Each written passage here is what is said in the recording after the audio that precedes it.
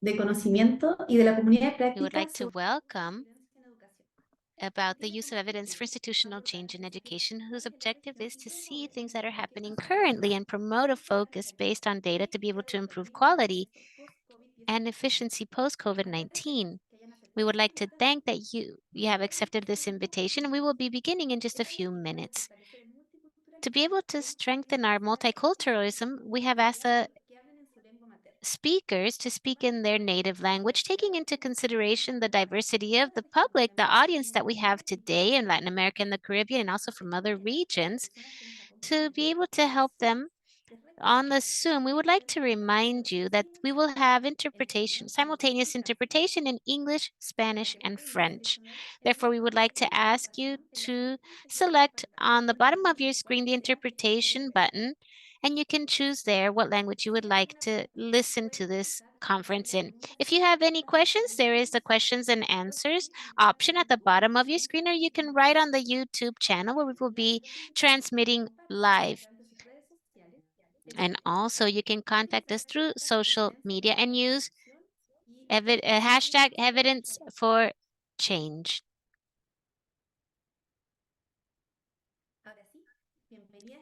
Now, welcome to all of you to the launch of this cycle and to these first two sessions where we will be debating with experts in the region regarding the challenges and strategies to strengthen the use of evidence in education. And for us, it is an honor to have so many people in the educational area. More than 15 countries are represented here today, more than 10 institutions in 2 days of conversation.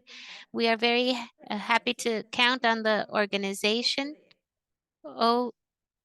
OECD, the Education Foundation as well, this International Center for Development, the International Alliance of Education, the Ministry of Education, Science, and Technology of different countries, OX. We would also like to thank all of the audience and speakers who have accepted this invitation. Without any further, I would like to present Raul Chacón. He is the director of the KIX program, and he has more than 20 years of experience working in the design, implementation, and assessment of different educational rubrics. He has been working from Chile. He works in the University of Chile in Chile, and he has been working on the different studies in different universities in Canada as well. Please, the floor is yours. Thank you very much, Maciel. We are very happy to be able to begin in this cycle, in this new stage of KIX that we have called KIX 2.0. We are very happy and excited to have the participation and collaboration of the different countries in the region, especially the 10 countries who are the partners for Alliance of Education, as well, of course, as the constant support of the IDRC for the work that we carry out. If you would like to put the slides up, I would appreciate that. So we can begin. I have some slides to be able to show regarding the session. You already know the agenda, so I'm going to briefly mention that the idea is to be able to give a start to what it means today, what the work that we are carrying out today means in KIX and SUMMA and OECS and the different countries and organizations. And we would like to also start a conversation that has to do with getting deeper into the conversation that we have seen. We know how easy it is to see. And in this new stage, we would like also to concentrate into much more depth in the next few years with those things that have to do with the possibility of influencing and impacting the educational policies based on research, assessments, and data systems that are robust and that help us to go forward in this bigger objective that is to have better learning for the students of our region. And that is why we have wonderful guests that will be presented in detail. We have Nóra, Suzanne, Jonathan as well, and we will present them in more detail in a few minutes. So thank you so much for being here with us. Next slide, please.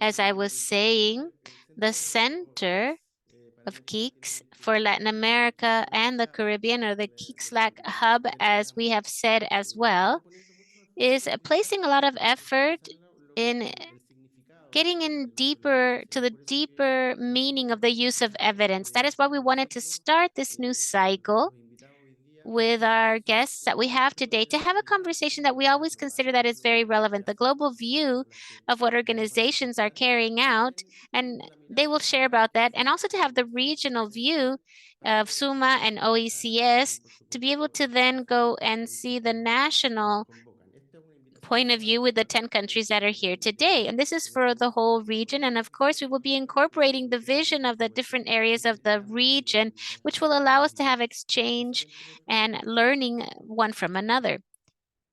So please, next slide.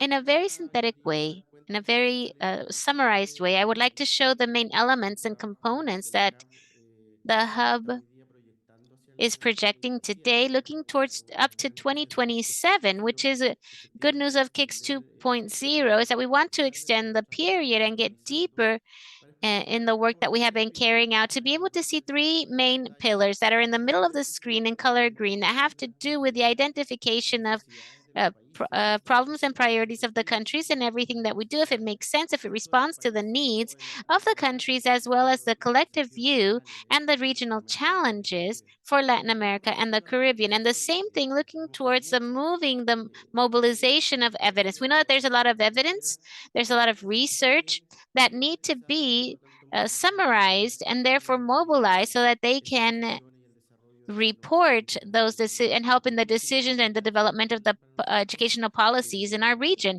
And also a very central pillar, which is the need to be able to strengthen the capabilities at all levels, whether it be local up until to these regional discussions that help us find a more solid and stronger region, and has its objectives that has to do with the educational justice, to have an inclusive point of view of our systems, and to be able to also effectively place the attention in those populations that have a higher disadvantage in the areas of education. So this has to do with the development of the hub in different levels with all of the participants and countries that make this space as their own. And this is something that we have been doing during the last few years. And we hope that we can get deeper in this relationship. And therefore, we need a knowledge base that is solid.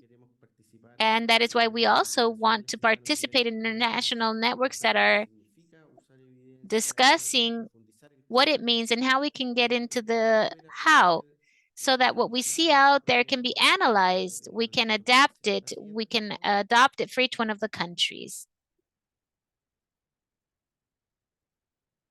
Next slide, please. And to not extend myself, and understanding that we are getting into this first cycle of the mobilization and the use of evidence, we have placed the focus on the use of evidence and research. We would like to invite you to see this journey, which is not an event. It's a longer journey that we are planning over a period of 1 year, where we will have different moments, and we want to begin at the first moment that starts today with a framework view, framework of having to do with what is research doing, and also concrete experiences having to do with the different works or organizations globally, regionally, or locally that are being carried out. So then we can talk about the discussion that is in the core of our objective, which is the crisis of learning that is in our educational system at this time. And we would also like to see this view, get deeper into it, and see that the evidence requires that we monitor learning. And we also want to look at the different national studies or researches, proof, national testing, comparative ways of being able to help us in this discussion. We also highlight the work of UNESCO with the Latin American Laboratory, which is for math, language, and science. And we also have a broader view. We are also thinking about discussing the importance of having studies that are compared, such as the studies of government and citizenship or citizens, and that in our region in Latin America, we also have a presence of this. So the idea is to get deeper into these areas. And also in a third option, we would also like to be able to get deeper into those areas that have to do with the strengthening of the systems, having to do with data, governance, and how this ocean of information can be used in an optimal way, and also to develop those things that have not been developed yet. I think it's a part of the effort of exchange and learning between the different people. So the invitation is to build a practical community. We have had some experience in that in KIX. Therefore, the different initiatives are going to be calling in different players and different institutions that feel more identified to be able to be growing together in this collective effort. And we have always said that this has to do with an effort that is built between all of us within the different countries and with the other multiple allies and partners that are within this conversation as well. And therefore, I would now like to just leave a great welcome. We are going to be today and tomorrow, 2 days, discussing regarding what we have mentioned with the national experience and with more national experience tomorrow. Today is more global, and tomorrow we will continue with a more specific view that will also contribute, will be contributed from different countries. So thank you very much and welcome, and we hope that it'll be a great day today and tomorrow.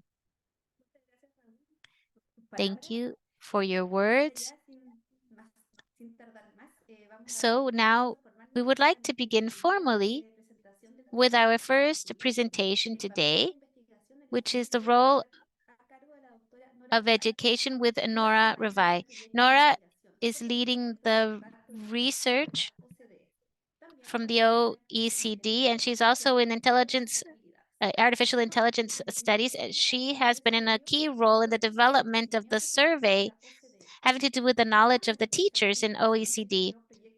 She also has different international projects financed having to do with school leadership for European programs in different countries. She also works as a teacher in high school. She has masters in math and English in the university. She also has a doctorate in sociology in France. Please go ahead. Thank you very much. I should have listened to that introduction in Spanish. It would have been fun, even though I don't really speak Spanish. So let me share my screen.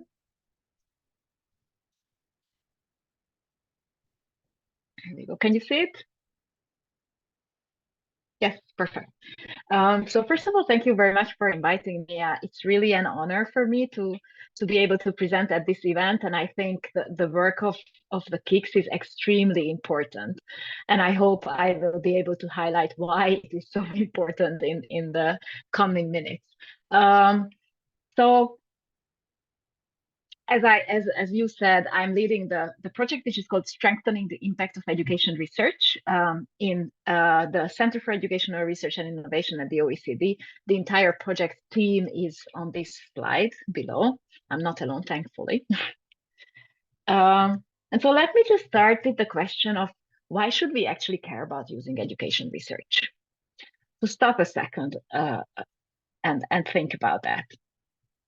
And I have to say that absolutely every single country on this planet are facing major challenges still in education, even the good students, even Finland and even Estonia, even those who are ranked the highest in many different ways along different indicators. And I'm going to just highlight two aspects. Both of them relate to equity, because ensuring equity is one of the biggest challenges in education. And if you would like to, you can explore. This is quite a new thing of the OECD that develops an education equity dashboard. It's fun. There are lots of different indicators highlighting different aspects of equity, and you can browse the data. I will just show two pieces of this one, and this is absolutely not new. These are the reading scores in different countries of disadvantaged students versus advantaged students. And we can clearly see that, of course, disadvantaged students perform worse than advantaged students, and that this gap is quite big. In some countries, it's bigger than in others, but this gap exists absolutely everywhere. And of course, to face such a challenge and to close that gap, there are many things that education systems need to do. And this is just one single piece, which is extremely important. And this is about empowering teachers and school leaders to actually support equity. What this chart shows is teachers' professional development activities, and specifically whether they have opportunities to learn about teaching in a multicultural and multilingual setting, which is the green square, and teaching students with special education needs, which is the blue round blue circle in the chart.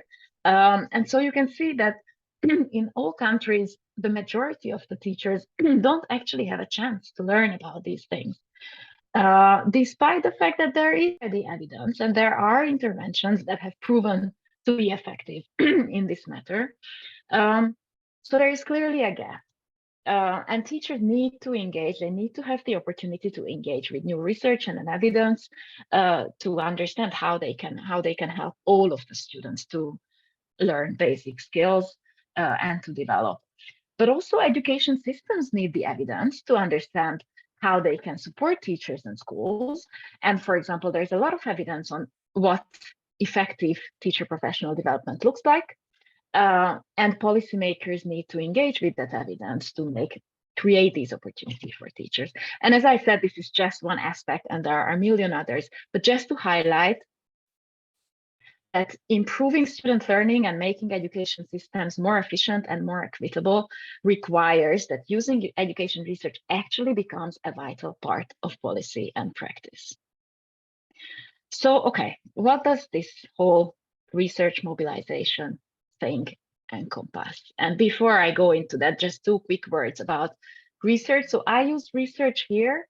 I noticed that Raul used knowledge mobilization, and I actually think that's a better term because it shows that knowledge has diverse sources and it's broader. But in my presentation, I will be focusing specifically on mobilizing research evidence. When I say research, I mean this in a broad sense. So any kind of systematic inquiry that is aiming to explore aspects of teaching and learning and education systems is research. So this includes data, large-scale data, but not only. It includes RCTs and intervention studies, but not only. It also includes qualitative studies, etc. When it comes to research mobilization, again, I mean this very broadly. So any kind of effort, intentional effort, that aims to facilitate the use of research evidence would be research mobilization. I will go into details later. So as a good OECD soldier, I will overwhelm you with data charts. But just to say that perhaps the most important thing is not the actual data that I'm going to show you, but the different aspects that it looks at. The data is coming from the policy survey that we conducted in this project, in which we asked ministries of education about the various actors, mechanisms, and barriers related to using research in policy and practice. And we had responses from 37 education systems representing 29 countries. So a quick reminder, note of caution, this is ministry's perspective. Clearly, it is a specific perspective. We could say it's biased, surely it is. It's still a very important perspective, I would say. But just to keep in mind when I show you the data that this is what ministries think. So let's start with the big question. Are countries happy with research use? It seems not so much. only less than half of ministries thought that the extent to which research is used in policy and practice is not satisfactory.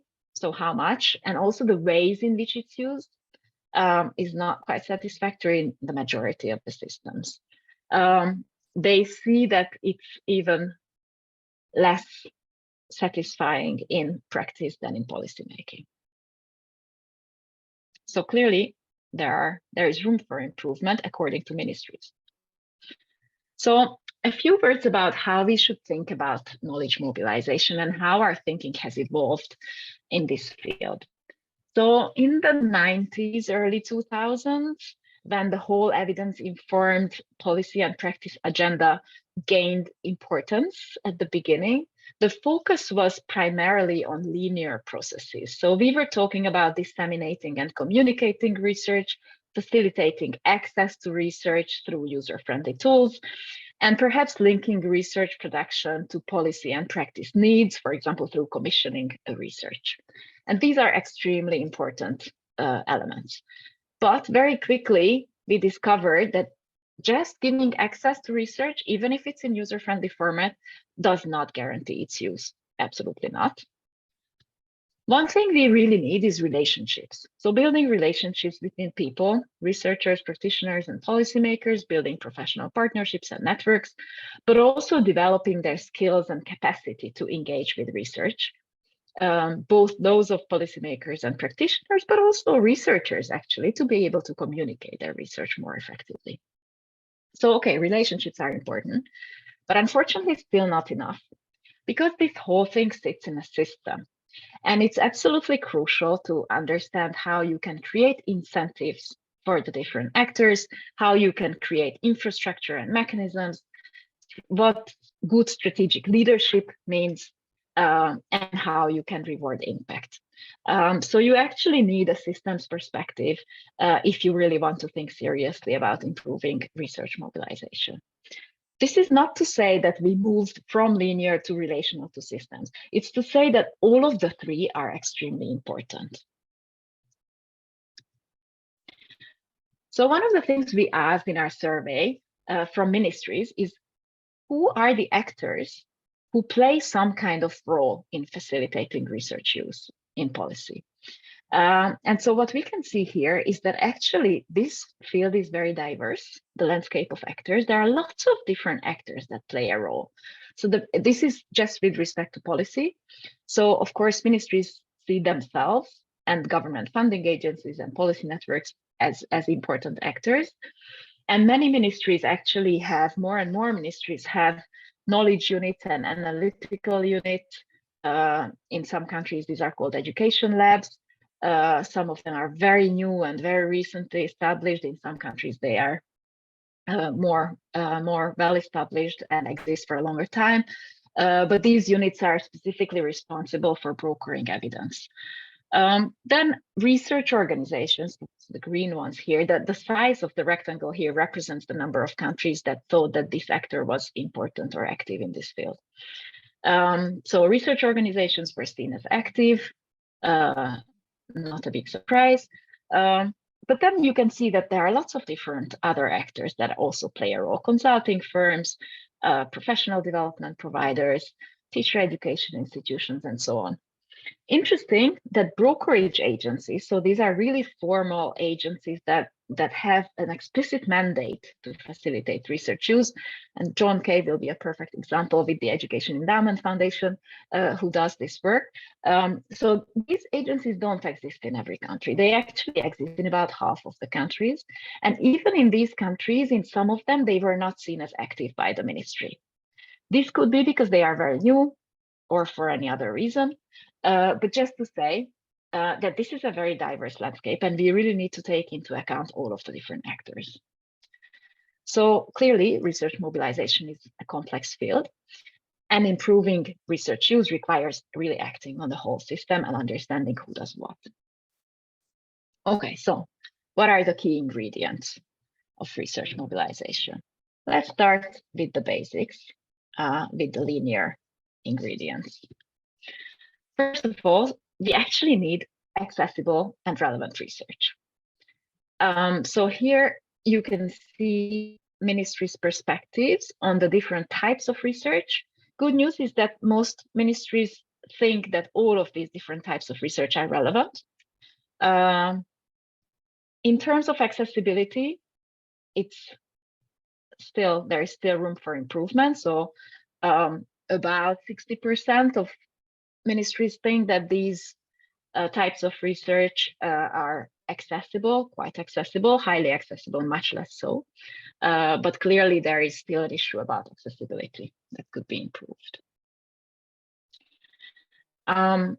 So when it comes to mechanisms that exist in the different countries, the most widely reported one is providing targeted funding for research on specific topics. This is the bottom piece here. So this exists in 70% of the systems for both policy and practice. Policy here is the dark red, practice is the yellow bar. So that's great news. Synthesizing and disseminating research findings through user-friendly tools, also something that exists in the majority of countries, although still lacking in quite a few. When it comes to systematically identifying policymakers and practitioners' needs in terms of research, or identifying research gaps systematically, that exists in less than half of the system. So this is something that is still missing in many places. And we can also see that this is reflected in the barriers. So about half of the systems reported that there is a lack of relevant research is still lacking for policy. And this is a major barrier. And that the low accessibility of research in appropriate formats was also reported as a very important barrier. Quality was not so much of a concern, which is probably good news. Oops. So let's move to the relational aspects. Projects that encourage interactions among actors to facilitate research use were the most widely reported mechanisms. Fantastic. In almost all systems, they now have projects that encourage interactions, at least in practice, slightly less so in policy, but still. When it comes to developing capacity and skills among policymakers and practitioners to actually engage with research, that's less present. And actually you can have projects, but if you don't have the skills and the capacity building behind this, that may be a problem. And when we look at the barriers, we do see that low levels of skills and capacity were reported as a barrier, especially for practice, lack of learning opportunities as well, and lack of relationships still a barrier, despite the fact that there are projects. Of course, you can laugh. So this is where I like to emphasize that it's reported by ministries of education. So they see themselves as policymakers as having those skills, which one can doubt, but it might also be true. So let's look deeper into these skills aspect. So we identified 3 types of main skills related to research use. One is just very basic research literacy skills. So it's about evaluating the quality of the research, understanding and interpreting what the research says, and actually just finding and accessing relevant research for specific needs. So it seems like that most countries report that policymakers and practitioners have these basic skills, although for practice, this 55% to me is a bit like a glass half full, half empty. So there are still a lot of systems where apparently teachers do not have these very basic skills. The second type is using research. So it's about translating and applying education research to solve problems in their context, communicating it for their peers. So these exist in fewer systems for practice. And then the third type is about research production. So it's about formulating research needs and commissioning research based on these needs, supervising the production of research, and co-designing and co-conducting research with researchers. Now, there is still a question of whether everyone needs these skills, and perhaps not. Perhaps not every teacher needs to be able to produce research.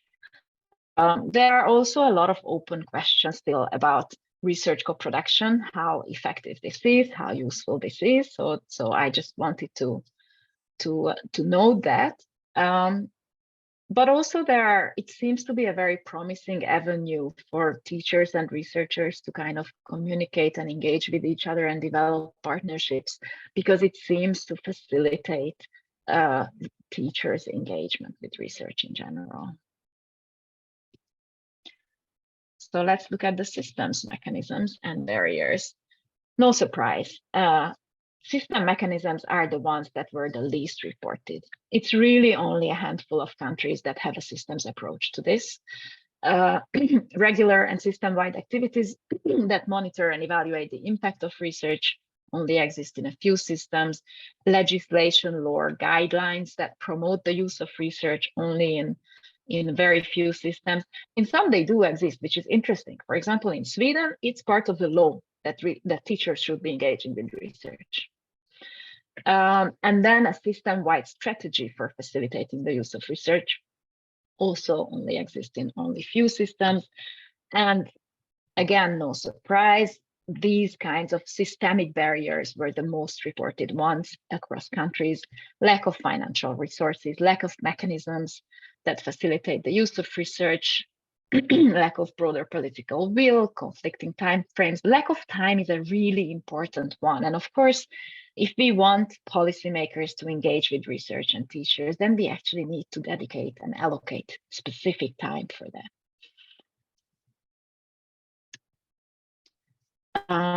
Just one more word about resources, because it's extremely important, and it's actually really great news that initiatives such as KIX are supported, because we need money for this, and not just money, we need all different types of resources. Soft infrastructure with networks, for example, human resources, supportive leadership, of course, money, financial resources, and adequate time to access and use research as well.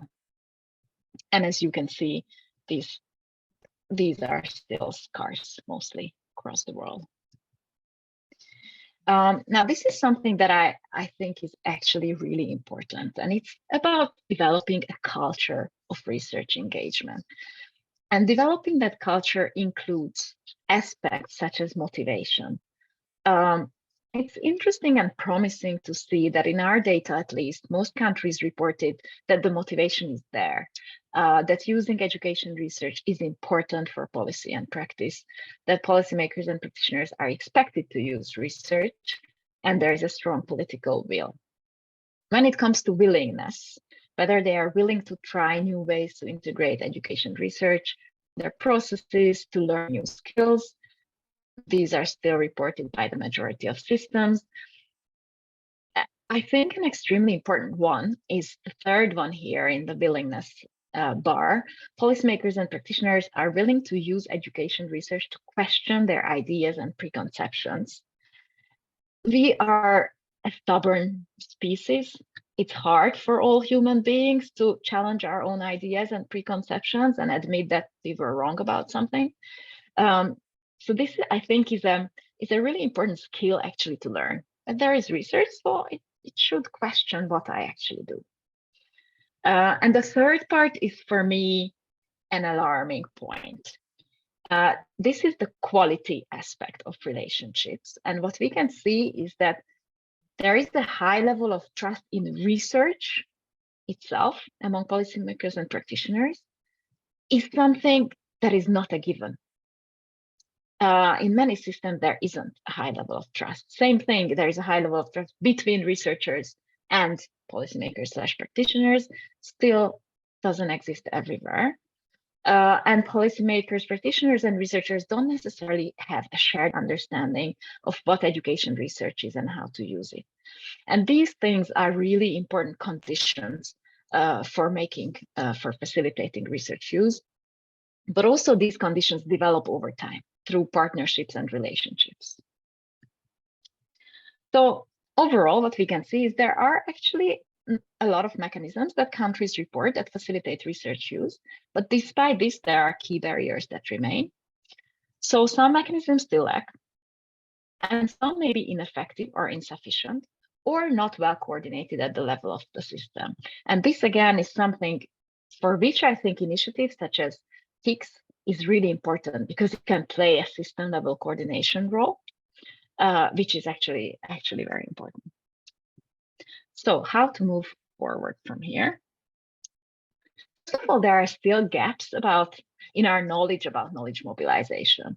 So we have seen that the intermediary field is very diverse. There are many, many different actors that perform different activities.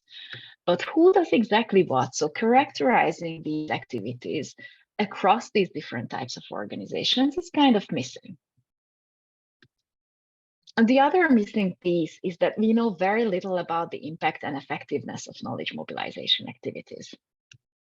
And we need to understand the scope of the intermediaries' work, but also the impact and the challenges that they face. This is actually the next step in the project that we are doing at the OECD, and we have recently launched a survey of knowledge mobilization in which we would like to try at least to answer some of these questions.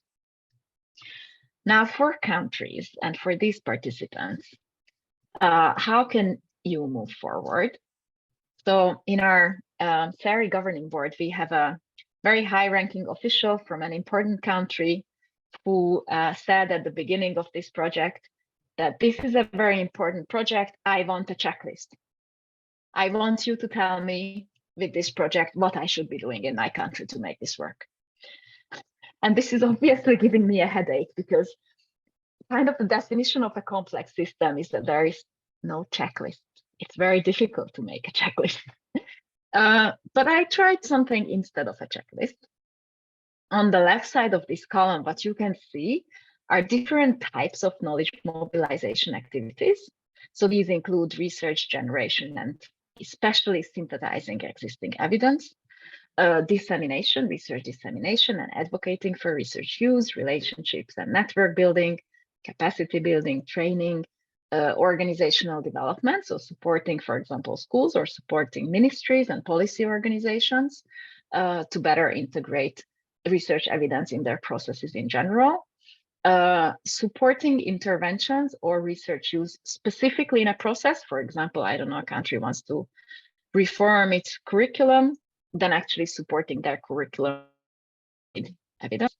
And the last one is evaluation and system-wide development of knowledge mobilization in general.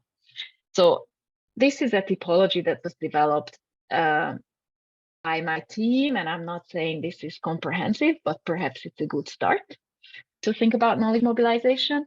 And then we have to think about who does it, who does these things, who are the actors. Are there any activities that are not done by anyone, maybe? Do we have resources for this? Do we have infrastructure for all of these activities? Do we have appropriate incentives? And do we have leadership? So this is just a suggestion of a potential map that one could develop or think about to just start thinking about, okay, how we can improve this field, what is already there and what is still missing. I'm actually just testing this, so I would be happy to hear from you about how you would react. Does this sound useful or not? But this is instead of the checklist. So with that, I would like to thank you very much. These are the two reports that we have recently published. So I would be happy to send it around, and I'm here if you have any questions. Thank you.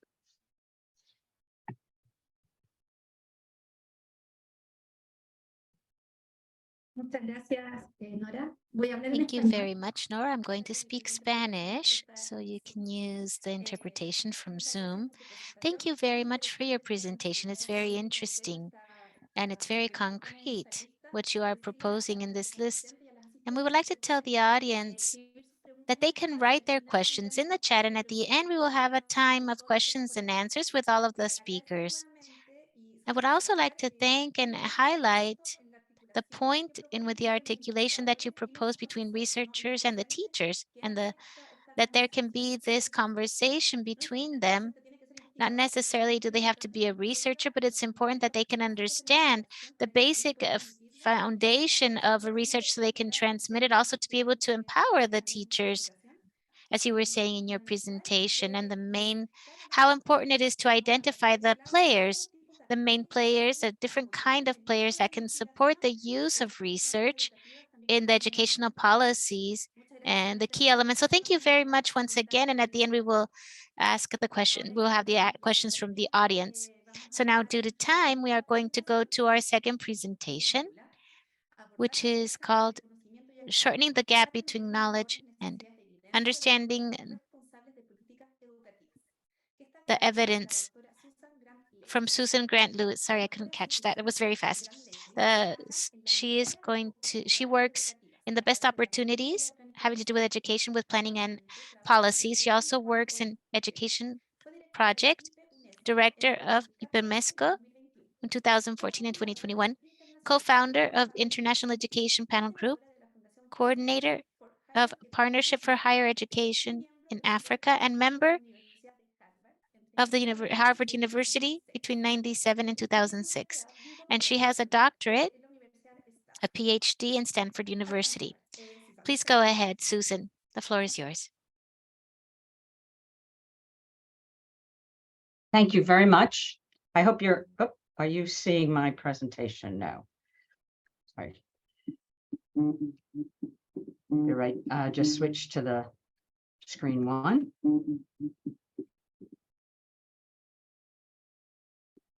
And move on to the presentation. Sorry about that. Two monitors, right. I trust that you're not seeing my notes and just the slides, I hope. Okay, super, thank you. Well, I really want to warmly thank SUMMA, OECS, IDRC, and GPE for the opportunity to exchange with the KIX LAC group, particularly with the focus on the use of evidence for institutional change. It's also a privilege to share this virtual stage with Nóra and John. Thank you. So I'd like to cover the following 5 points. Most of you don't know anything about education.org, understandably, given our youth.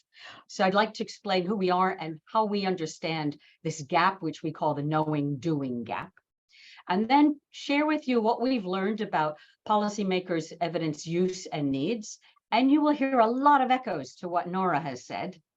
And then I'm going to make the case for widening the sources of evidence that are used by all of us, and then finish off with a real brief presentation of where we're going through 2028, and close with an invitation to engage with us.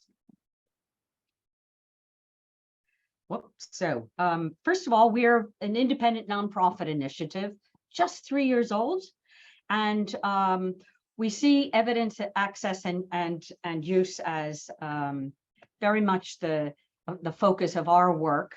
Our mission is focused on access and use of evidence, which we define very broadly. And it's important to note that we do not engage in generation of research. We're aiming to be a constructive disruptor, that is trying to shake up the status quo and challenge some of the conventional wisdom and approaches. And we have an interesting education evidence pathway, which I'll turn to in a few minutes. Since we began our work in 2020, education.org has been focused on establishing the exact needs of education leaders, with a particular focus on ministries of education. And we did a review of about 45 organizations globally, conducted over 80 interviews with education sector leaders from global, regional, and national. And we concluded that the gap between what we know and what we actually do lies at the heart of our global learning crisis. We issued a white paper to advance evidence use in education. And we called for building an education knowledge bridge, because we argue that it's not the lack of new research that is the greatest obstacle to progress, but the failure to use what we already know. So we also identified in this white paper, which is on the left of your screen, ways to bridge that knowing-doing gap. And it starts with the research generation, really promoting the end use and user focus from the very beginning. So that affects the kinds of work, the kinds of research that is done, the kinds of issues that are chosen, etc. Secondly, synthesis, trying to build the big picture, including frontline unpublished evidence, so from practitioners, for example. Thirdly, to have actionable guidance for decision makers, answering that so what? What does it mean for the users? And fourthly, as Nóra spoke about, we need an enabling environment, building a culture in country of evidence use. And the white paper goes into much more extended discussion about how education sector compares with health, where there's been many, many decades of a culture of evidence use. And then finally, for implementation, we need to engage and support change at scale. Turning now to policymaker evidence and use, what have we been learning? So we reviewed 21 policy and planning documents for this period, 2015 to 2019. It's a small sample, and it was really only focused on the two countries that we were working in, Kenya and Sierra Leone. But we found that 57% of those documents didn't cite any, cited some sources rather. 15% of the evidence sources, what we would call a source of evidence, was locally generated, meaning it came from within the region, and mostly from individual countries, but 27% of those were regional. And it's fascinating that of those 12 policy documents that had citations, they were almost all created with an external international partner. UN partner, World Bank, international NGO, bilateral, what have you. So we also, from our interviews for the white paper, and since then, we've had several other comments to find. Policymakers are often relying on government documents, government data, including from other ministries. But this is particularly obvious during COVID. Policymakers report that they use what they can access easily and quickly. They only use sources they trust, that they find credible. Again, echoing what Nóra was talking about in OECD countries. And they don't use elite academic sources if they don't speak to them. And for some, they stopped looking at them because they don't speak to them. They've not found any that actually speak to them. So what do policymakers who actually want? Well, they want reports that are written for decision makers, not for researchers. They want analysis that's forward-looking, not backwards. They want studies that match government priorities, not the donor priorities. And this is tied to this issue of trust. There's a lot of concern about vested interests in some of the research that is done from the government perspective, particularly research that's done to promote a donor biased agenda, or that is kind of sidelined by political interests. Again, they want sources they can trust without vested interest. They want sources that capture the real world experience, kind of frontline contributions, especially if it's from their own country or from the region they're in. They want evidence synthesis that is contextually relevant with actionable guidance. They want easier access to studies and reports. They want tech tools for better, quicker access to data. In some countries, even getting a hold of EMIS data within a ministry is quite a chore. But on the positive side, they want partnerships with researchers and practitioners. They see them as having expertise that ministries need, but they would like to have greater reciprocity, more of a partnership.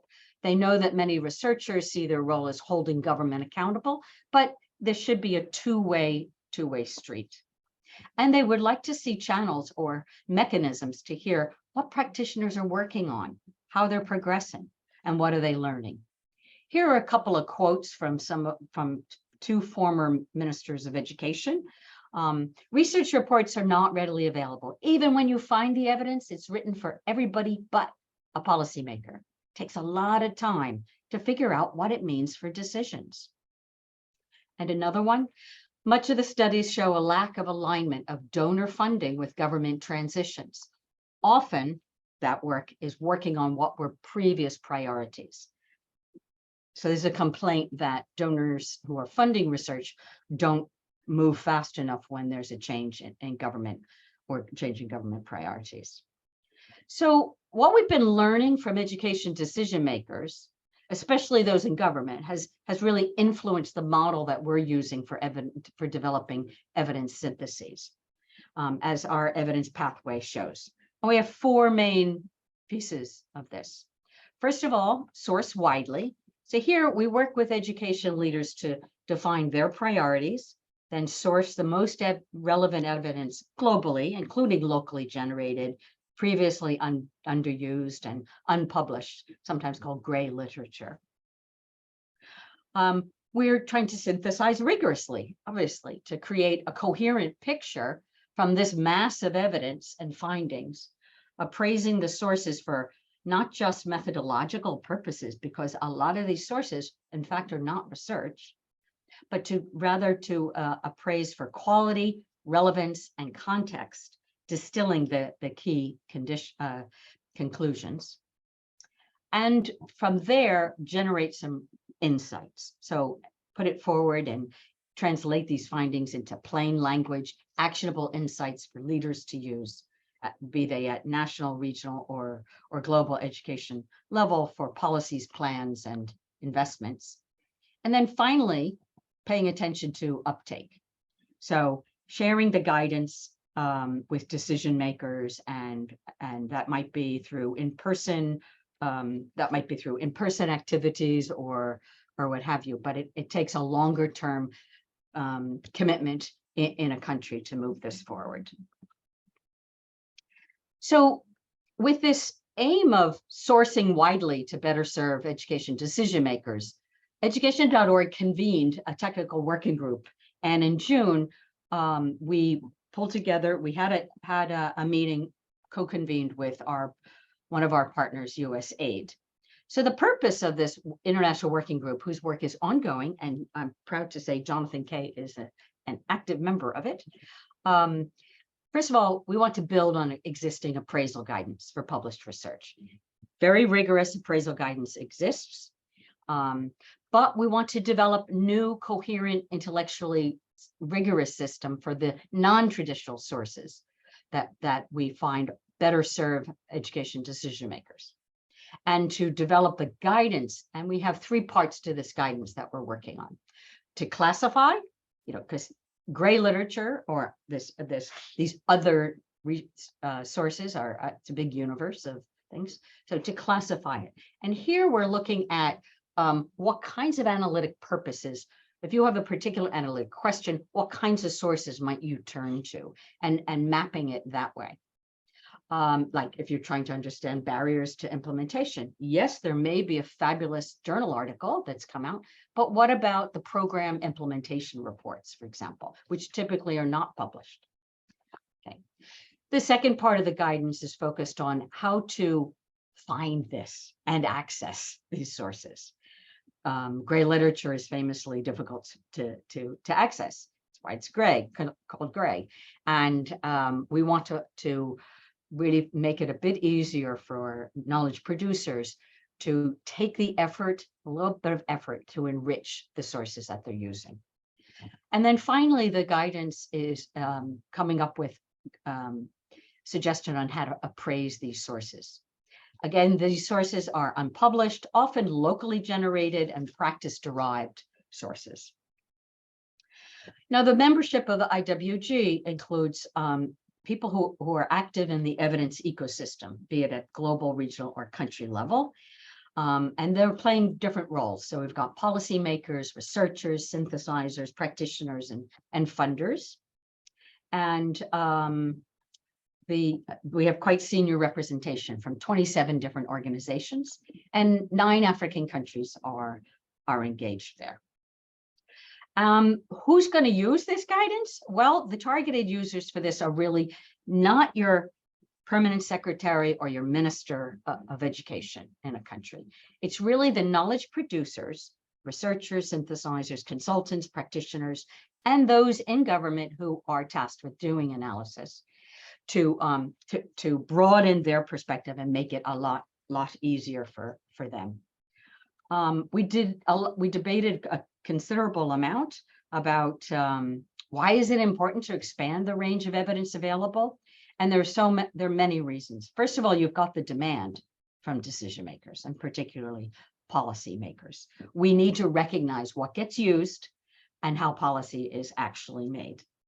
Secondly, we would argue, and I'll come to the principles now, that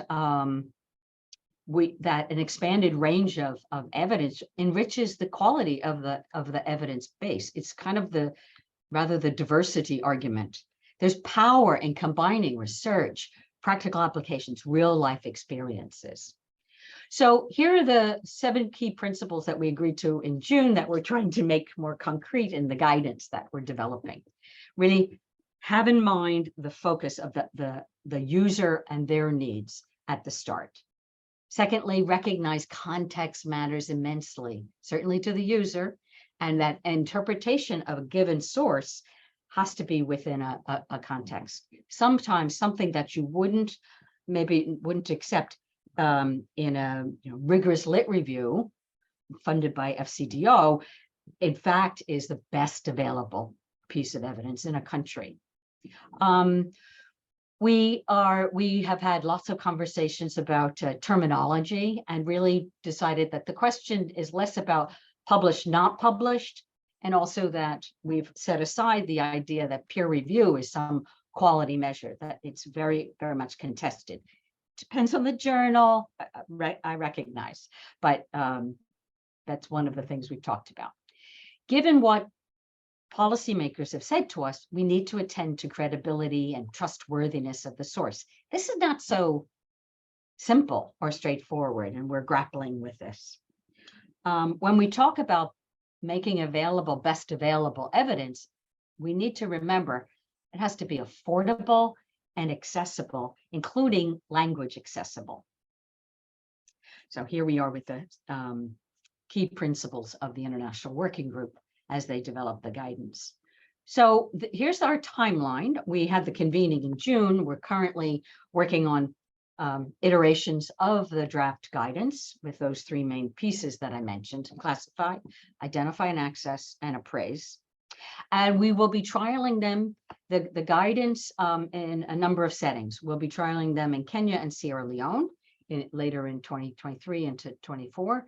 And 12 of the IWG organizations volunteered to provide feedback, either by using them, having an in-house seminar, or sharing it with some of their grantees or their partners to trial. We'll pull all this feedback together in a learning roundtable next April, May, June, and then revise it and disseminate it for very publicly. And we hope that, so in a minute, I'll tell you how you can get involved. Now, education.org is planning the 2nd phase of our organizational growth, taking us through 2028.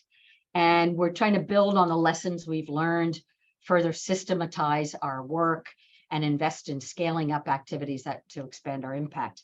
So we have these 3 strategic goals. The first one, ambitious, to establish an evidence synthesis gold standard for education system leaders. So this is very much building on our prototype evidence synthesis that we had, that's on accelerated education programs, particularly for out-of-school youth, and those are available on our that's available on our website if you're interested. So we're trying to strengthen this new method of doing evidence syntheses for leaders who are shaping the decisions about education systems. The second goal is, for the moment, our country engagement is really focused on the African continent, with partnerships with ministries in Kenya, Sierra Leone, and Uganda, and it's very much based on existing policy planning processes. And the aim is to try to increase both the commitment and the capacity to put evidence at the center of education decision making. And our third goal is about, building this education knowledge bridge, very much in partnership with others, to elevate. In particular, we want to elevate the evidence needs that are related to those most marginalized, so put those children and youth at the forefront, and amplify marginal voices as well. which includes the inclusion of locally generated evidence. So I invite you all to join us. If any of you have guidance that you're using for your evidence gathering, we'd love to see it. We're happy to share ours. By the end of the year, we'll be able to share a draft that you may want to give feedback on. And of course, when it is publicly available, we hope that you'll help us with the dissemination and continuous updating of this work. I'll stop there. Thank you very much.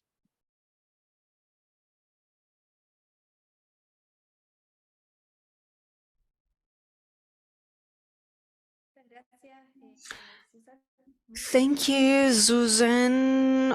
It's very interesting what you have mentioned. I want to thank the four speakers who are here with us. It's great to have here Nóra, Suzanne, Jonathan, and the director of SUMMA, Javier González. Suzanne, what you have just told us is very interesting. I consider key points in relation to this gap between knowing and doing. This is part of the crisis in the learning process, something that you want to consider that research is relevant in the context where in the country where it will be applied, the reciprocity between researchers. I think that is something that is really important. That's important in the Latin American countries and the Caribbean countries. We also think that guidelines are an important element to work with and is strengthening the access to great literature. It's such an important point because it's of hard access. And as it's a secondary source, but we need to keep that in mind for the future research. Thank you for your talk. And we will have room for the questions. You can write them in the chat. Congratulations. If you want to do. Yeah, I just wanted to add, I failed to say, SUMMA, both Raul and Javier are active members in the International Working Group. And I want to thank them for their commitment as well.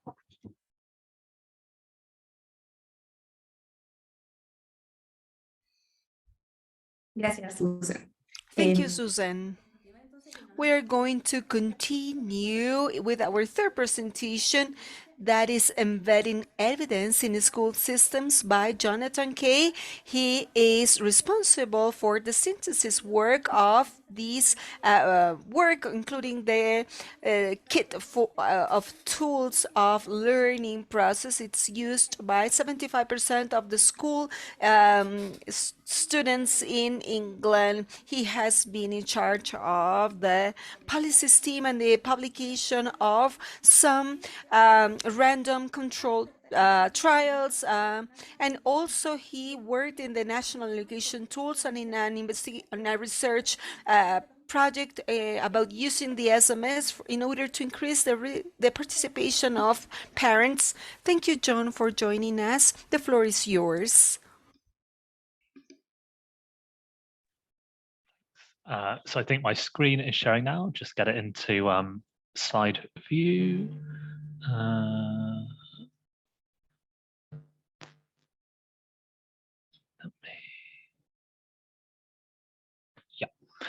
So yeah, thanks everyone. And I think that what I'll talk about today will really nicely build on what Nóra and Suzanne will be saying, hopefully echoing and not contradicting each other, because I think there's a lot of alignment here. And I think what I'll be talking about essentially is a case study of how we've tried to embed evidence use in the education system in England and some of the lessons that we have learned along the way. So a little bit about the EEF. So we are the What Works Centre for Education in England. We've had some really powerful and long-standing partnerships, particularly with SUMMA, from whom we've learned a lot around the policy use of evidence, and we've had a very long and fruitful relationship. But we basically do 3 activities that are aimed at closing the socioeconomic disadvantage gap that exists in schools in England. We look at evidence generation, so that problem that Nóra mentioned around how do we have high quality relevant evidence that actually speaks to the needs of practitioners and policymakers. And we spend a lot of time trying to target research and fund research that actually answers those questions that matter to people. And then the two areas that I'll talk about a bit more today, which is evidence synthesis. So how do we pull that evidence together in a really accessible but also rigorous way? And then evidence mobilization. So how do we move from evidence just being accessible on a website to people actually using it to change behaviors? And I think one of the key challenges that we face in trying to change outcomes for children in England is this key question that Nóra was examining in some of the barriers to evidence use, and I think is kind of the first point in the theory of change of using evidence. So is evidence actually being accessed, and is evidence then being used? And what are the reasons if it's not? Because I think the answer is clear that it certainly isn't consistently across systems or consistently with high quality. What are the ways that we can get around that challenge, and what are the current causes of that challenge? And so what we do in this area is really focus on evidence synthesis. And the question we ask ourselves is, how can we summarize evidence in a way that is trustworthy? So it can't just give someone an easy answer and then that answer actually leads to poorer outcomes. We need to build trust with practitioners and policymakers that the evidence is giving them answers that they care about, but also answers that are actually true. It needs to be accessible, and then it needs to actually be actionable. So it's all very well if it's very easy to read, but if you don't know how to actually act on it and change behaviors or outcomes, it's not going to make a big difference. And there are two challenges here that are interlinked. One is that the evidence that exists is really hard to access. And I think that we've all kind of seen the challenges of things that are hidden away in journals, behind academic paywalls or written in inaccessible language. And that's been covered really well already. I think another challenge isn't just about whether it's written in accessible language, but is actually about where you go to find it. So I think that, when we think about policymakers or practitioners accessing evidence, it's really useful to think about, what do we think that looks like in an ideal world? Do we think that looks like policymakers going to 20 different websites and trying to seek out the best journal articles because we've taught them how to be excellent researchers? Do we think that means them Googling and finding the top hits on a kind of Google result for evidence around something? Do we even think that's chatting to ChatGPT and hoping it gives them a good answer? And it's probably none of those things. What we probably want to do is develop places that are go-to sources for evidence that policymakers and practitioners can go to, so that the evidence is not only accessible in terms of language and in terms of being free to access, but also findable. And then the second related risk is, even if evidence is really accessible, if people just look at one or two studies, they may not get an accurate reflection of the evidence base overall. So sometimes that might be out of cynicism. So it's very easy to find one or two studies that just support your point of view. If there are 20 studies and I only tell you about the positive ones, then I could very easily make a case for action that may not be justified by the evidence. But it may just be by simple accident. So it might be that all you hear about, oh, sorry, there are automatic lights in this building. It might be that you only hear about the studies that are most famous, and as a result, you only get the outliers that don't give you a proper representation of the evidence base overall. And my favorite case study of this happens all the time in the UK news, is every other week we'll get a study that says that wine is a great way of curing cancer. And then the next week we'll get a study that says that wine is a great cause of cancer. And I know which ones that I'll choose to believe, but whether that's an accurate reflection of the evidence base is another question. So trying to see the evidence base and the studies overall can give us a much more balanced picture, and hopefully can give policymakers a more balanced picture. And just to kind of illustrate the difference that evidence translation can make, these are all of the studies that we found in the history of education relating to giving high quality feedback in education. And my question is, do we think that any policymaker or practitioner would be able to read all of these and engage with them in enough depth to get a proper understanding?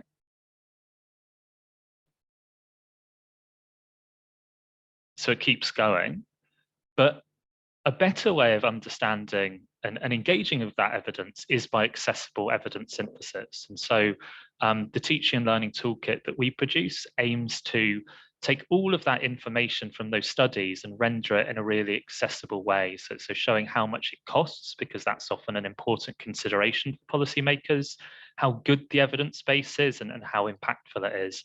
And then as well as that overall average, beginning to understand what sits behind that average. So what are the things that are more or less effective across those studies? And the fact that we can do this systematically rather than picking and choosing studies at random and render it in accessible language allows people to engage in a way that is nuanced and rigorous as well as accessible. And this is one of the areas where we've done some really interesting partnership with SUMMA, with their Effective Practices platform that is a recontextualization of this global evidence base, incorporating specific evidence from across Latin America and the Caribbean to recontextualize the evidence and make it appropriate and accessible for policymakers across the KIX countries. So it's a really nice initiative there. And just across this, we don't just do it with feedback. There's 30 different topics, and the Teaching and Learning Toolkit allows us to take 3,500 studies that would otherwise be behind academic paywalls and make them accessible to teachers. Lots of teachers in England have this up as a poster on their wall. It has all of the impacts and outcomes they can read really quickly. And it's an introduction to engaging with evidence in a way that is really easy to do and shows the power that evidence can have in terms of decision making. And people often compare this to engaging with academia, and they get the idea that this is probably more accessible, more people are going to use it than a journal article, but I don't think they quite understand just how big the divide is. So these are some stats from a journal that's very popular in England. The average article being downloaded around 373 times over the course of a year. If you're really lucky, you get a nice open access article that seems relevant and interesting. So you go up to under 7,000 downloads in the year. When you compare that to access to the Teaching and Learning Toolkit, there's quite a big difference. So we've got 1.2 million people accessing the toolkit. And the reason I share that slide is because people understand that you need to translate evidence, but I don't think it's always easy to appreciate the sheer magnitude of the difference that we're talking about here. This isn't double, this isn't triple, it's many times over in terms of accessibility. And if we think that having access to evidence is a prerequisite to high quality evidence use, then that evidence translation, that high quality synthesis needs to be an essential part of any pathway to impact. But of course, all of those stats are only really about accessing the evidence. They're not about inspiring and mobilizing high quality use of the evidence, which is much more challenging. So I'm going to go through a bit of a case study of some activity that we've done in the early years around moving from evidence access to evidence use. I put up a QR code here because what you might want to do is look through this kind of recent resource as I talk through. I'll also put the link in the chat at the end so that people can look through it on their own time. But this is a recent resource that we've developed around supporting practitioners specifically in evidence-based practice in the early years.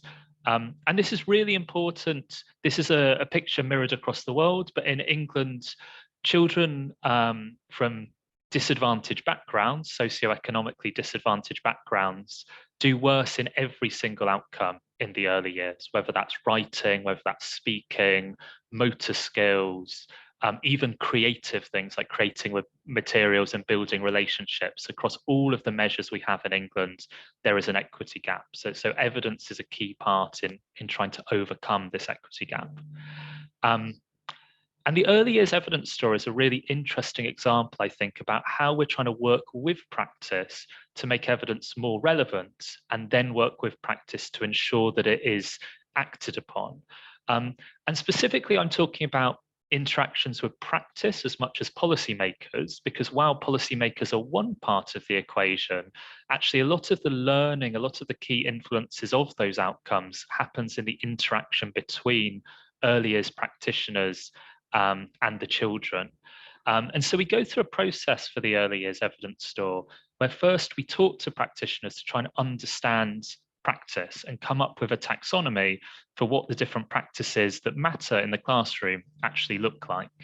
So on the right, you can see the beginnings of the taxonomy. If you click into the evidence store, you'll see the many different practices that sit underneath this taxonomy. When we're talking about building early language, there are lots of different components or practices that sit underneath it. So at the very start of this process, we work with practice to understand what are the questions that matter that people want evidence about. We then move into understanding the evidence base. So we do systematic review, we understand the different sources of evidence that give us insight into whether these things are effective and then how to do them with high quality. But then I think that the most interesting things that we do in this process is the process of exemplification and then supporting implementation.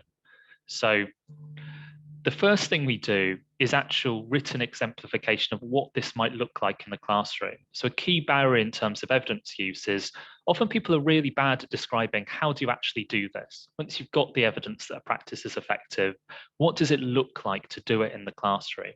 So we have really clear examples of what it means to do high quality questioning with a child in an early years setting, and right up to essentially kind of the scripts of exemplar interactions. And we do these for all practices that we find high quality evidence-based. So you can see in the top left, there's questioning, there's posing suggestions or problems, there's imitation, there's recalling of events or experiences. And across each of these individual practices, we show what might good look like in order to support implementation. Then the really exciting thing we do is work with practitioners to film what it looks like and go into early years settings to show what would it actually look like to do this effectively. And I think this is a really nice example of where practice and evidence need to meet, because a study can't tell you what high quality evidence implementation actually looks like in the classroom. So on the website, you'll see these videos where we've worked with early year settings to demonstrate what it looks like to do each of these practices. But then, of course, even those videos, even those high quality examples of implementation might not be enough. So we think about other ways to support implementation. We think about scaling effective programs. So when there's bespoke training, where there are evidence-based initiatives, we make sure that there's capacity in the system that everybody can receive. A nice example is the Nuffield Early Language Intervention, where we did 2 randomized control trials, found that program was very, very positive at improving outcomes, and it's now been scaled to over half of the primary schools in England. We embed evidence into teacher training, working with the Department for Education to ensure that where there's high quality practices that are found in early years education, that becomes a part of the training of our teachers.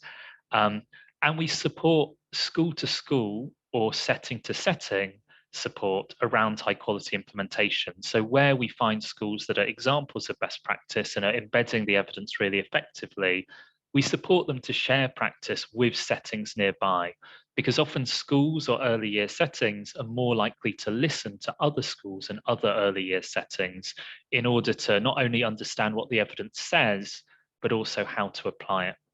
And then we also work with policymakers to nudge schools towards evidence use through policy levers, such as additional funding to schools where there's a mandate to ensure that the justification for that funding spend relies on high quality evidence. So allowing schools to have autonomy in decision making, but encouraging them to go to sources of high quality evidence to support that decision making. So I think I'm just about at time, but in terms of some concluding thoughts, supporting evidence use in schools requires evidence to be available, accessible, but ultimately actionable, and that high quality exemplification that actually speaks to practice or speaks to policymakers is a really important part of ensuring that the evidence production process says something meaningful to schools. Working with practice needs to happen at all stages of the evidence process. So I think the most important thing around the early years evidence store was understanding with practitioners what are the areas that we need to summarize the evidence base in so that it actually speaks to their concerns.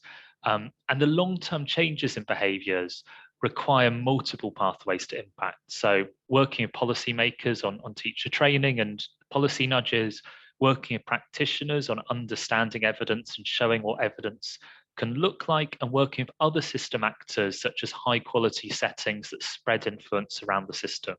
So it's only by taking those things together that we stand the chance of making real change. And on the right, you can see some of the stats of some of the impacts that we've had in the English school system. One of the ones I'm most proud of is that 90% stat of the usefulness of EF resources during the pandemic. So that's objective, independent polling of schools that the Department for Education conducted, and EF resources were found to be more useful than anything put out by policymakers during that time. So hopefully a useful example of some of the work that we've done in England, and as I said, we continue to work really closely with SUMMA on how to embed evidence successfully.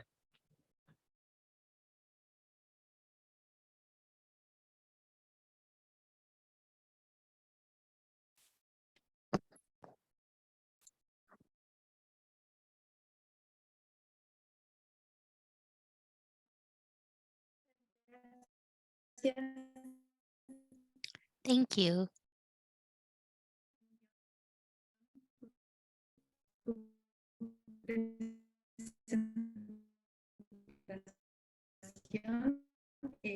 Thank you, John, for your presentation.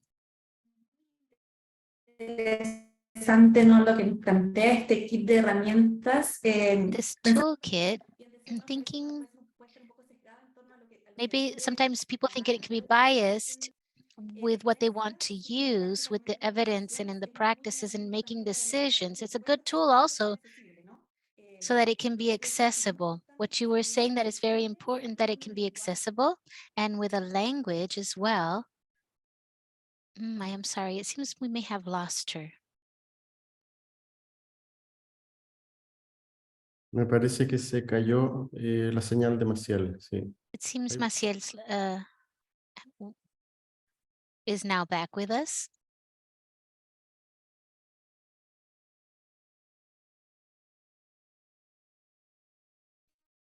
Aquí estoy. Sí, ¿me escuchan? ¿Sí, todo bien? Ya, bueno, nuevamente muchas gracias. Okay, once again, at the end of well, now today, Movilización de la evidencia para la justicia social en educación. Experiencias del sur global. A cargo del doctor Javier González. Mr. Javier González is economist. He has a master's from Campbell. He's director and co-founder of SUMMA. He has been in responsibility with Ricardo Lagos and Michelle Bachelet and their governments. He is also a part of a network of the OECD. He has been in different organisms with, like, for example, the World Bank, among others. A su vez, ha sido miembro del Consejo Directivo. He has also been member of the Fundación Chile.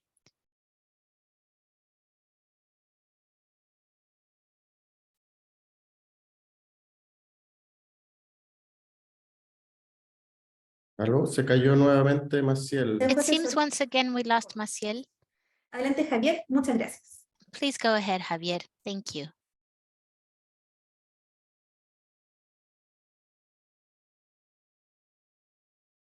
Well, thank you, everyone. Thank you, everyone, for being here.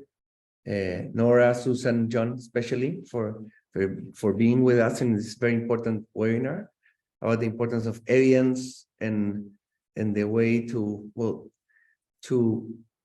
impact through evidence our different policies in education in a very important moment after COVID, in which, of course, we need to not only recover, but of course, transform. My presentation, my slides are in English, but I will speak in Spanish to make a fair play for those who are listening from our region. So it would be in two languages somehow. So I will change to Spanish, and of course, for those who do not understand Spanish, you can change to the channel in the translating channel there in your Zoom screen. Bueno, muchas gracias. Como decía, thank you very much, as we were saying, to each one of you for being here today in this important meeting and presentations that we have had here from the OECD and our organization.org, and also and the Organization Foundation, a good old partner of ours in this task that we have to promote evidence to be able to improve our public policies in general. I would like to begin starting off with a reflection regarding how we understand evidence, and to be critical regarding that up till today,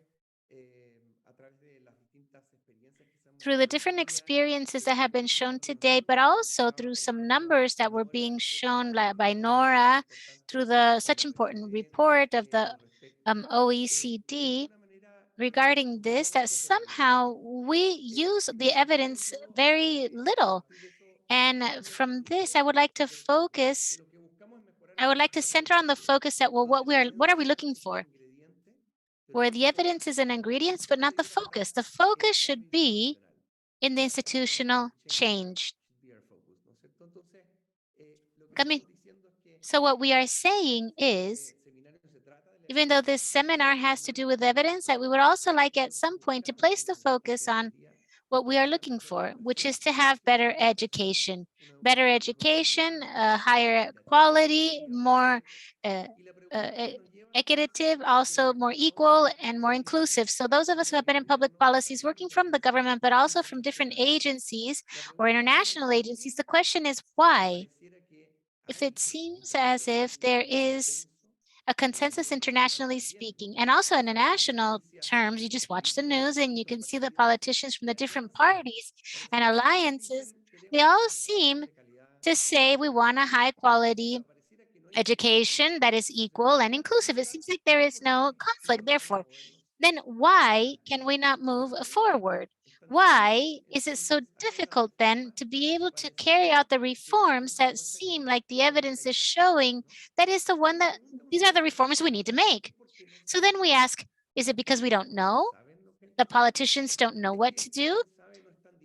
Or those who know are not willing to carry out what needs to be done? Or is it simply that they don't care about education? We can see in these conversations, we always seem to come back. Oh, maybe they just don't care, or they don't know, or they know they care, but they're not willing to place their political capital on this. We have these different kinds of conversations. So in the light of this, we can say, so what is the importance of the evidence then in this context? And I would like to start by understanding that all of our institutions are wanting or looking for is how to make this institutional change. Talking about understanding the institutional change, what I'm saying is to change the institution, understood like the Nobel Prize of Economy, or define as the rules of the game. To say, when I say institutions, I'm not referring to organisms, I'm referring to the rules, whether they be formal or informal, that regulate our social interaction, right? The rules, the formal rules I'm talking about, for example, our Constitution. Many of them are being constantly reformed, at least in Latin America lately. It's very actively being discussed. But not only the Constitution, but also the rules. I'm talking about our laws, our norms that regulate the educational system, whether it be for the students, what happens with the students who have a right to be in education, who have a right to be teachers of education, and under what context were these rules placed but also not only formal rules, but also the informal rules that have to do with how we behave within the classroom, for example, and how we interact within a community, an educational community. Those different layers of formal and informal rules is what I'm referring to when I say institutional change. How can we make those institutional changes and those regulations that are visible or invisible, whether they be formal or informal, how can the way they have that impact on equality and inclusion? So here are some of the authors.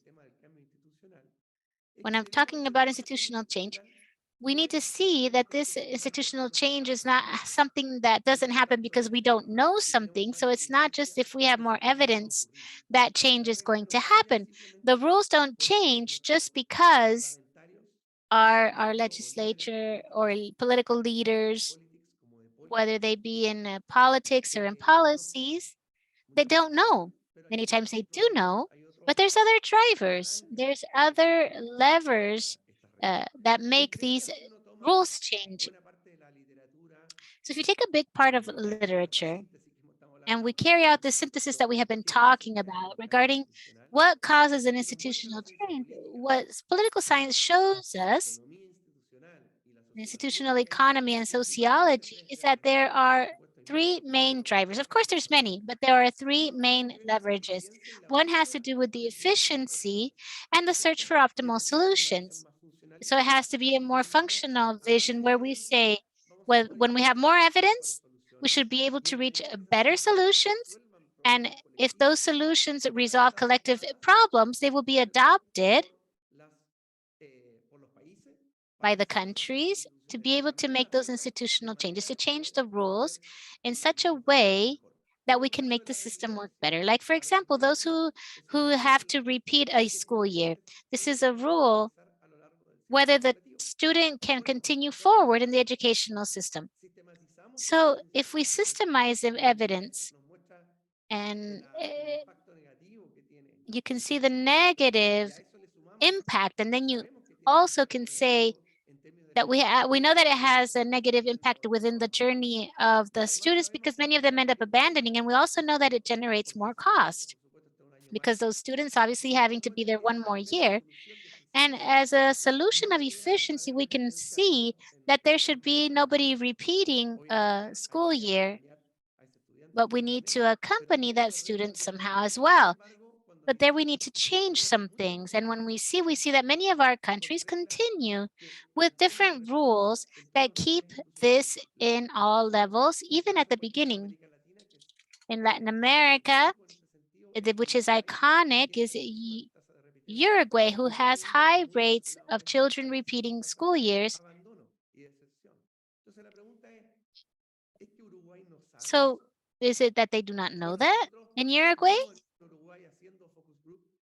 So we ended up doing a focus group and we realized that the problem is not that they didn't know that this repetition is a bad measure, but it was a cultural issue. And that's a second component that the evidence shows us that it is something key for institutional change. What the focus group showed us with the different teachers is that they could see that part of how their peers, the other teachers evaluated them to be a good or a bad quality teacher depended on the percentage of students that had to repeat. So those teachers who have a higher percentage of students repeating were considered higher quality teachers because basically they're rigorous, they have requirements, and culturally, therefore, the rule of eliminating repetition was resisted by the teachers, since eliminating that would be basically like lowering the quality of the system. Therefore, it's not enough to have only evidence, but also how do we change the culture of those things that are seen as legitimate or appropriate in a school system. But those of us who have been involved, and I have had the honor of being involved in legislative changes and in discussions in Congress in my country, And I know that the change of rules in education happens mainly, and it's fine that it be this way, since it is a democracy, but it starts with the discussion of groups of interest who have different ideologies, different perspectives of what is good or bad for the educational system, and sometimes also corporate interest that not necessarily are those that are protecting the common good.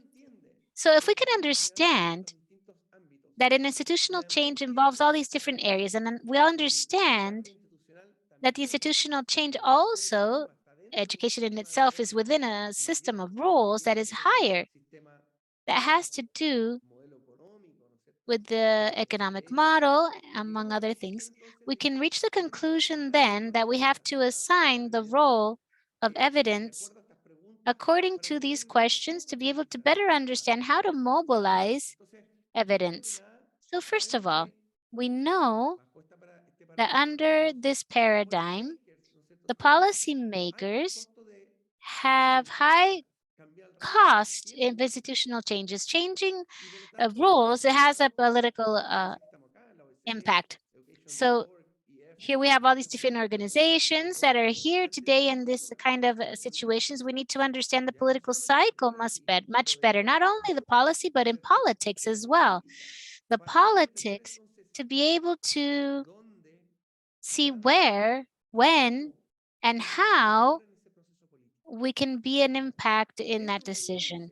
From evidence, I'm not saying to get out of the idea of the how being rigorous in the evidence, but when, how, and where is it going to have higher impact?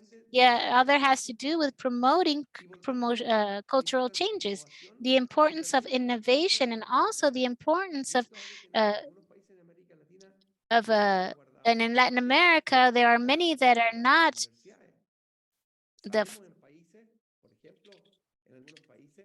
we know that in some countries such as safeguard, we have seen different studies where they say that if they criticize it as an academic, the political situation, if the next year they will have less finances, it'll be their finances will be reduced because they were going against or they were mentioning things that were different. So we have this political bias to promote this political change. On the other hand, we also know that policymaking has a horizon or a timeline that is smaller than educational policies require. Therefore, we need to generate agendas and networks that can sustain these social agreements beyond the government and go beyond government to state decisions. And also, the policymakers sometimes do not know. They do have a lack of knowledge of what the evidence is showing, right? So let's remember even the president of the Fed, the bank, the federal bank in the United States, when he said the model that they had for inflation was wrong and that they could never see, they said 2008, because the models that they had regarding growth and inflation were basically wrong. And that is the central bank of the United States. What I'm trying to say is that sometimes the most specialized institutions can also have wrong models, and therefore it is the importance of the importance of ecosystem and innovation. So keeping that in mind, I would like to also say that this is much more complex than what we have seen, in the sense that what is being talked about in the public arena, what we seen of as movement, well, we can group that there are a couple waves. The first one was the new public management in the 90s, which was an agenda that was trying to place indicators and information and results of the state, of what the state is doing. Then we moved to the RCTs, which is valuable to try to measure the impacts. And then we saw that they were not always consistent. So then, as John was saying, we have to systemize and do systematic reviews. But the systematic review was not enough on its own to be able to mobilize evidence, and that is why we have been on this fourth wave, which has to do with generating agencies to have exchange, to be able to share evidence. And the invitation then is to look at this from the ecosystem point of view, which is like this fourth wave of creating these agencies, because the agencies on their own are not going to be enough. So I would like to briefly say, what is the situation of the ecosystems then in Latin America? From the research that we have carried out in 8 countries of the Southern South, first of all, we would like to say that the generation of evidence in the South, the global South, it is very limited generation of knowledge. Why? Because as we know, knowledge is a public good and it is difficult to protect beyond that you can place some kind of copyright or something like that, but it's very difficult to protect. Therefore, as every public good, there has to be financed with public financing, and Global South does not have that financing. Therefore, what happens is that the majority of the evidence is generated from Global North, from the Global North. Methodology, theories, agendas come from there. And even when they have to do with issues having to do with Global South, they are done by people from the Global North.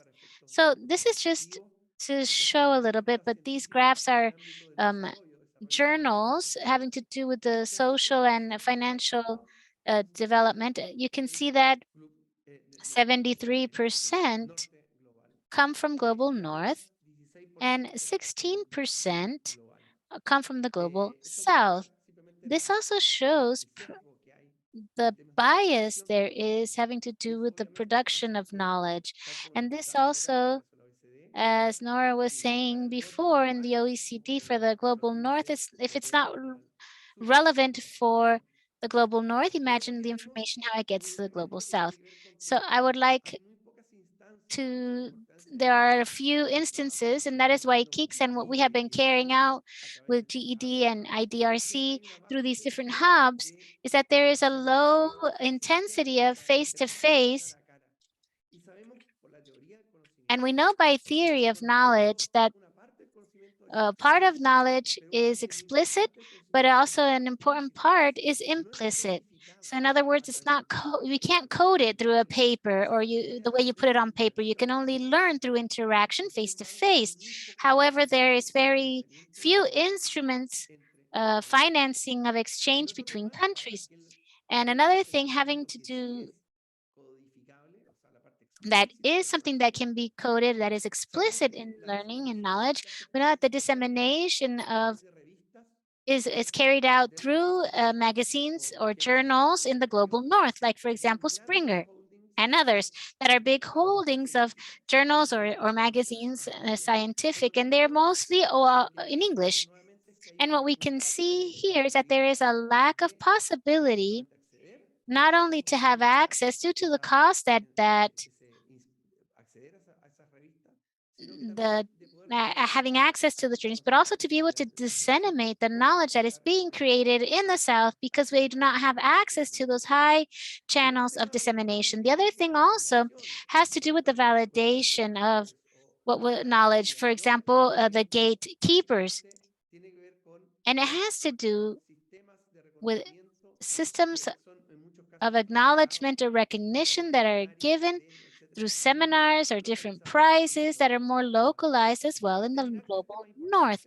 And to end, 3 main things that have to do with the low investment in research and development that many countries carry out, the existence or lack of existence or very weak governance that allows to be able to channel the priorities that are more important that require research and development, and also the low intensity of collaboration between universities and the state. And I would like to end then putting 2 cases of how the importance of the ecosystem.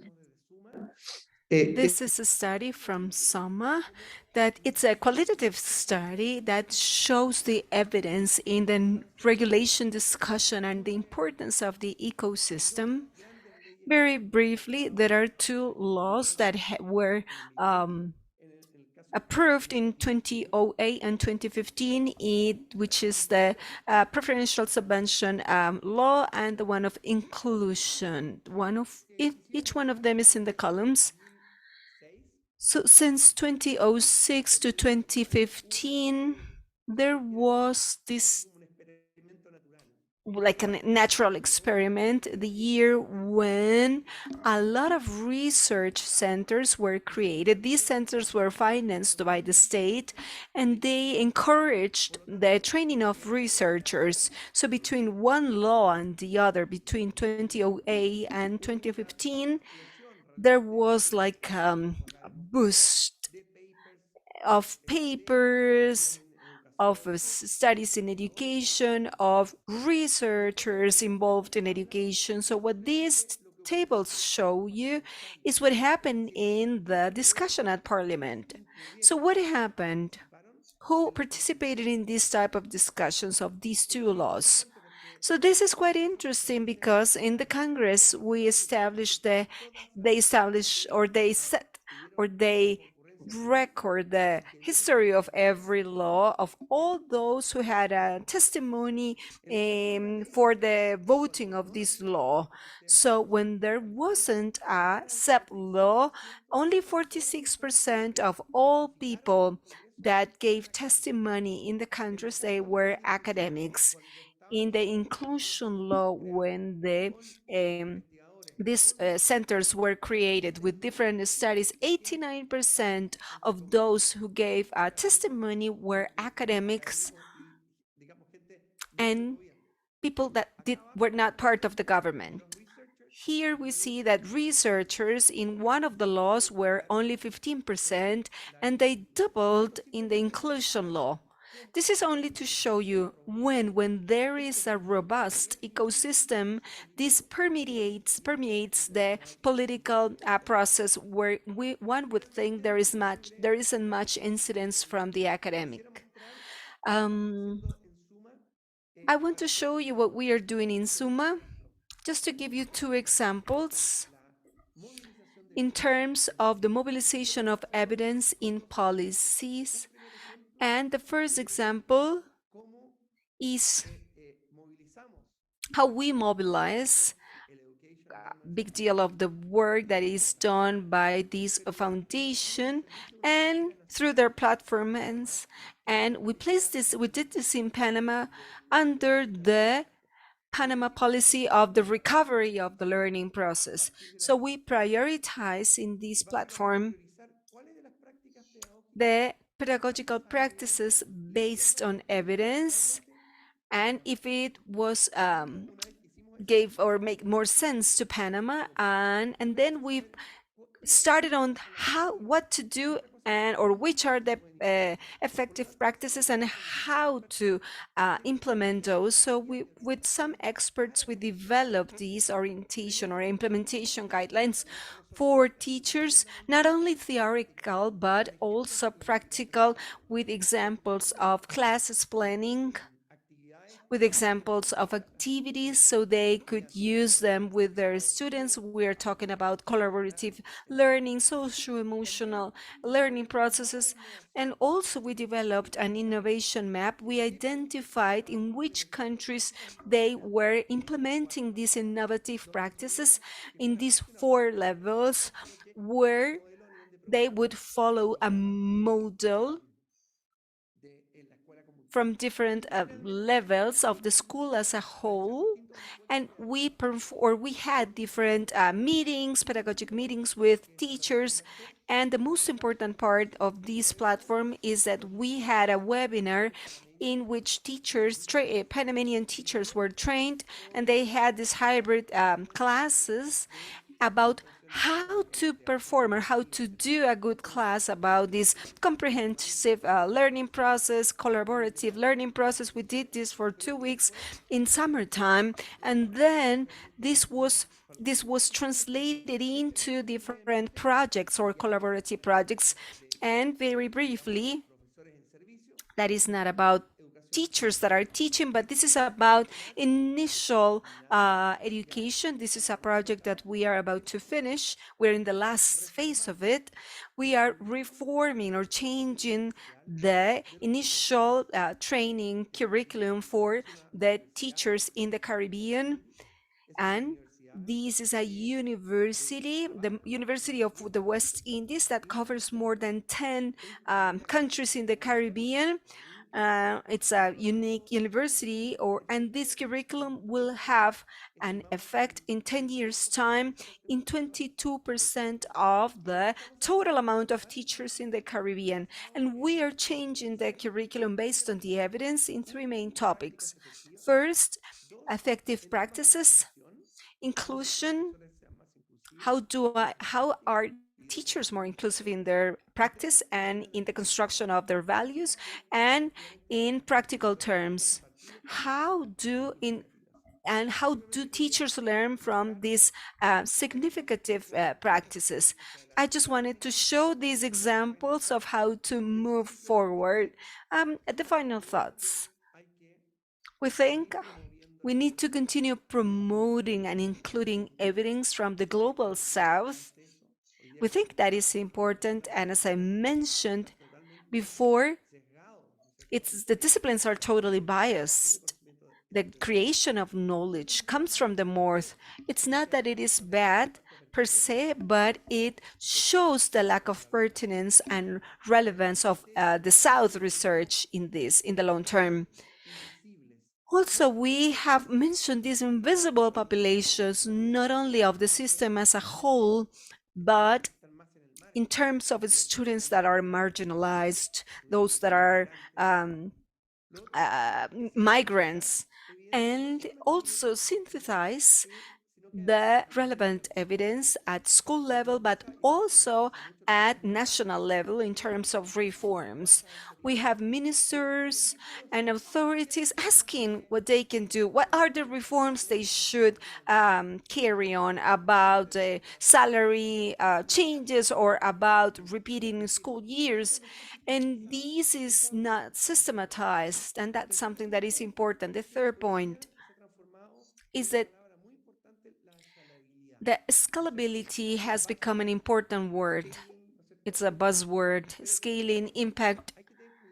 I think we must be careful in one thing.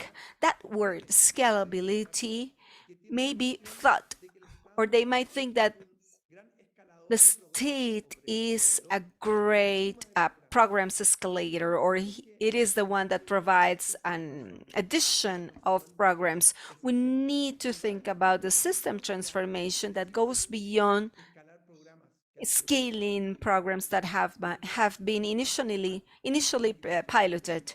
We need to change institutionally the rules of the game of the educational system, and the evidence plays a role there. So we need to strengthen the R+D systems. We need to involve the government from the beginning, not at the end of the process. We also need to engage universities and other actors of the system so they create bridges between an administration and the other, turning these policies into state policies, and also include in our perspective of the dissemination of evidence things related to power and culture. This is not only more evidence, more decisions, but this is how do we mobilize in a smart way the evidence in a democratic and pluralistic system. Thank you so much. Thank you, Javier, for your presentation, for these interesting examples of how they work in SUMMA, this evidence. I just wanted to highlight the importance of having this research from the south, from territories. That's what we try to do from SUMMA, from KIX, and finish this with the starting question of your presentation. And why are we here? We are here because we talk about the evidence, because we need to strengthen the system, trying to find the improvement in the educational systems. Thank you so much for your presentation. Because of a matter of time, we are going to shorten the questions time, and we are going to see one question from the chat. And Nora, please, this information is for you.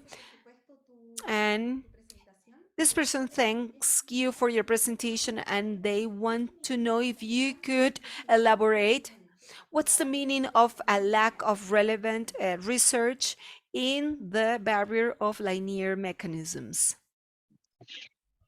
Thank you. It's funny because the person asked this question right after my presentation, and I actually think that both Suzanne and John and Javier answered this question so fantastically in a way. In the policy survey that we did not define relevance, because what we wanted to know is the perception of the ministries that responded. Do they perceive it as relevant for their own policy needs? Do they perceive those types of research as relevant for the needs of practitioners in their context? So it's really just a perception. But then Suzanne elaborated really nicely about what relevant means for policy, for people who actually use evidence. And then Javier emphasized the relevance with respect to global north and global south and the context. So I think all of these are really important aspects.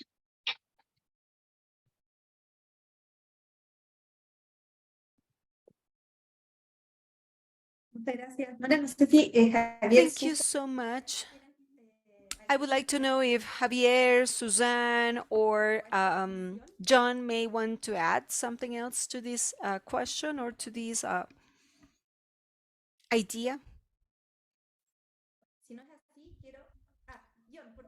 John. I think that question of relevance really speaks to a lot of what Javier said about the ownership of evidence generation. So, we think really carefully about how we work with the end users of evidence. And I think if evidence for the Global South isn't generated by people within the Global South in conversation with the policymakers, the stakeholders and practitioners in the Global South, then it will very rarely speak to the relevant concerns. So I thought that was a really powerful message from Javier. And I think that relevance has so many different aspects to it. It can be about the outcomes that you care about and ensuring that the research is targeted at the right outcomes. It can be about the approaches, or it can be about the ownership locally of who is producing the evidence. And I think all of those interact. I would agree. I think it reminds us to think about who you want to use the evidence you're producing, and think about that from the very start, because it alters what you work on, what questions you use, the ultimate outputs, etc. Thank you.